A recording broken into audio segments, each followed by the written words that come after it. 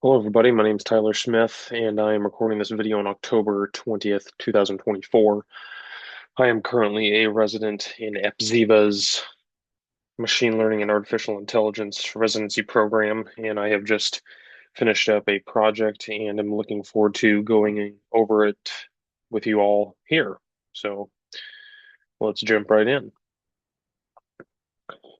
This project looks at a direct marketing campaign of a European banking institution where this marketing campaign involves calling customers often multiple times to see if they're going to subscribe to a term deposit product.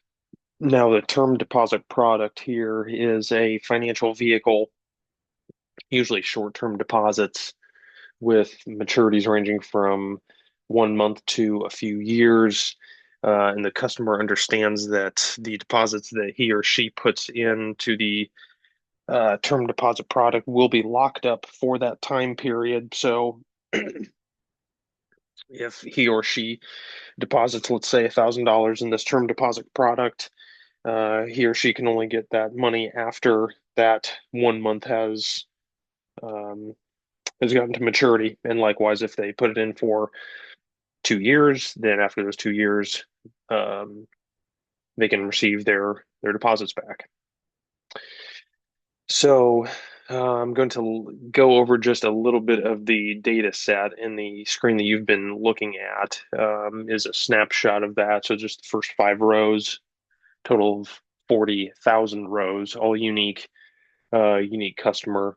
The first 8 columns are demographic data. So as we see, has their age, their job, their marital status, their education level.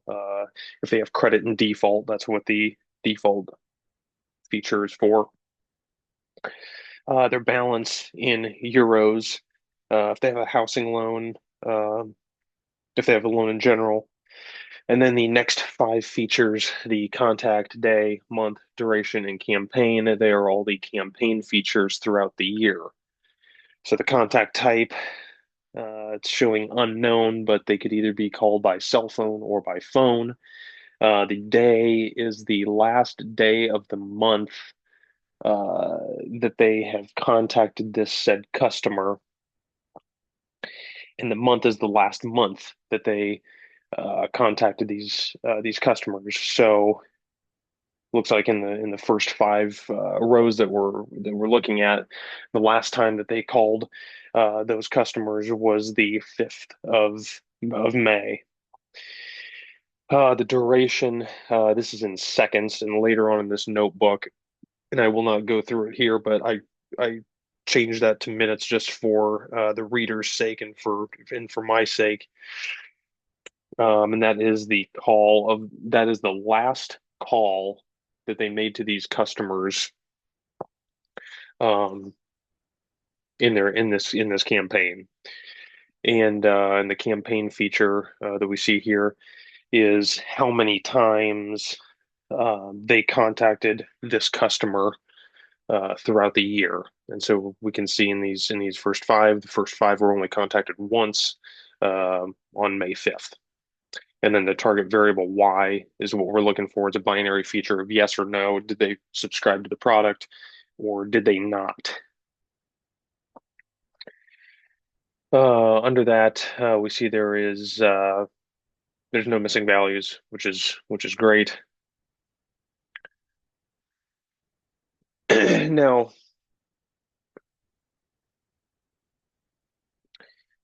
my working hypothesis before the modeling stage, and I should I guess preface this, the three main the three main goals of this project were to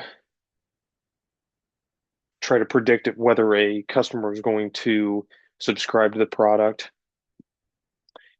what segment of the subscriber population should we prioritize, and what feature is the most what features is the best feature that indicates whether these subscribers are going to subscribe to the product or not. So before I got into the modeling stage of this, and actually before I got into too much exploratory data analysis, the working hypothesis was that those people who would subscribe to this product would most likely be people with high balances. Um, Mostly because if you have a higher balance in your account, you would be more likely, because of that discretionary income, to subscribe to these products. Whereas somebody who has less balance will probably not be as willing to forego some of their savings, especially if they're using it for housing, food, um, those kind of things throughout the months and throughout the years. And usually, those with a higher balance tend to be uh, possibly better educated, possibly be older. Not necessarily that's a direct correlation, but definitely these handful of features such as age, job, education, and balance are probably going to be likely um, to be key indicators on whether these customers subscribe to the term deposit product. So with that working hypothesis in place, later on in the project, I made this dendrogram, and it served up a little bit of an insight into some of the things that I've been thinking about prior to getting this project underway. And we can see that most of the features are clustered down here, and they're very correlated. Whereas you take balance, it's its own little cluster, and so is age. Day and the duration of minutes are clustered more closely, and more and earlier on they're clustered, but we can see that balance and age definitely are two things that we need to be looking at that might be indicative of whether these subscribers or of whether these customers are going to subscribe or not.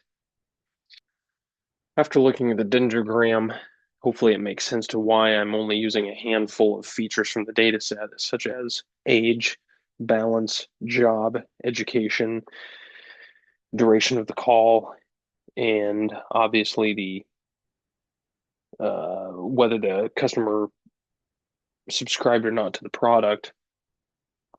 This graph on the left shows a preponderance of people who did not subscribe to the term deposit product. 37,000, over 37,000 people of the 40,000 people in the data set did not subscribe, whereas we have just under 3,000 who did.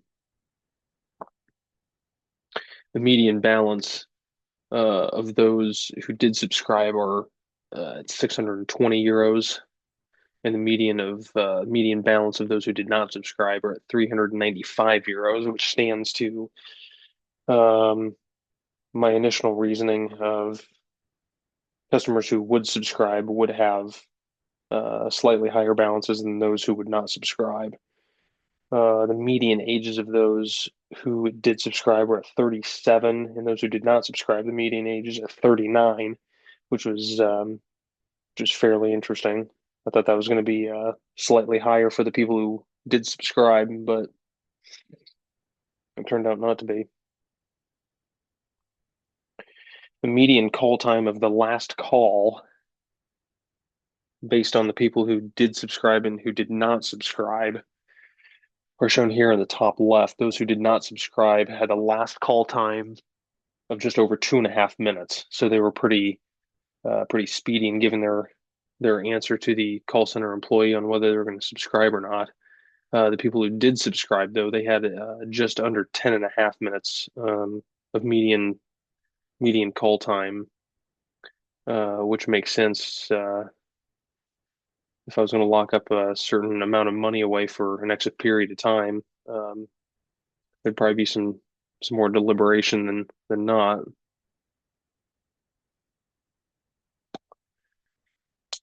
And this final graph in the bottom shows the median balance of the customer segments based on their job and their education level. We have a lot of unknown education levels on the right, and we can see that if you have tertiary level of education, you're at slightly more likely to subscribe to the product. We have like this, for example, we have a customer segment. They subscribe, they have a tertiary education. The job's a housemaid. Median balance is just over 1,300 euros. Another one here would be they're retired. Median balance just over 1,200.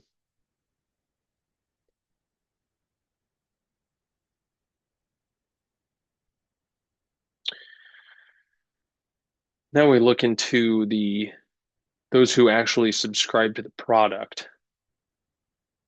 And so we have them based in three different segments. Um, and if you want to look into the unsupervised learning part of the notebook in models, the models notebook, you can see where these segments are coming from. And so based on those three segments, we have in the top left, we have a median age balance and the call duration by contact type. And this contact type category or this feature was whether they were contacted by cellular device, if they were contacted by a telephone, maybe a home phone, or unknown. And so we see in this zero category, slightly younger, at 36. They have a much lower balance at 423 euros as opposed to groups one and two at just over 5,000 and over 18,000 euros, respectively. And this is on the cellular device, which I guess that makes sense for cellular users. You have a 10-year age difference between use of cellular and the telephone. And really throughout, you can see that the subscribers have far and away lower balances um, than the groups above them. So you can see in this telephone category, we have 863 euros as the median balance, over 5,000 again, over 27,000 this time. And then we can also look at the median call duration. So this group in the lower group, this group 0, a median call duration of 10 minutes, or this median call time, median call duration in the first group was a minute less, and then this group was a minute less than that, which makes makes a little bit of sense because if your median balance is 18,000 euros, you'd probably have less deliberation time than if you had your balance was 423 euros. So yeah, that was pretty interesting grouping.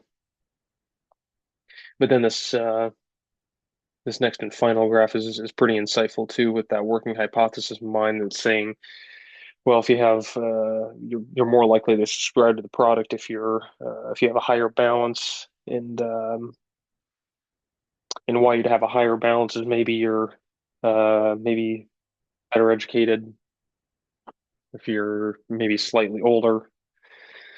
And so we can see here by the median balance in this on this bottom graph that groupings one and two, so the orange and the red categories, are heavily outnumbered in the secondary and the tertiary education levels.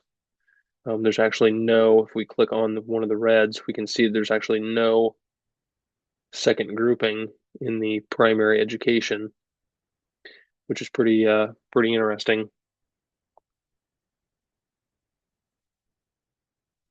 And so really the final analysis of this whole project was the subscribers that we need to focus more on are these groupings in one and two are higher account balances, better education, so secondary or tertiary education levels. Um, and the main thing that really main thing that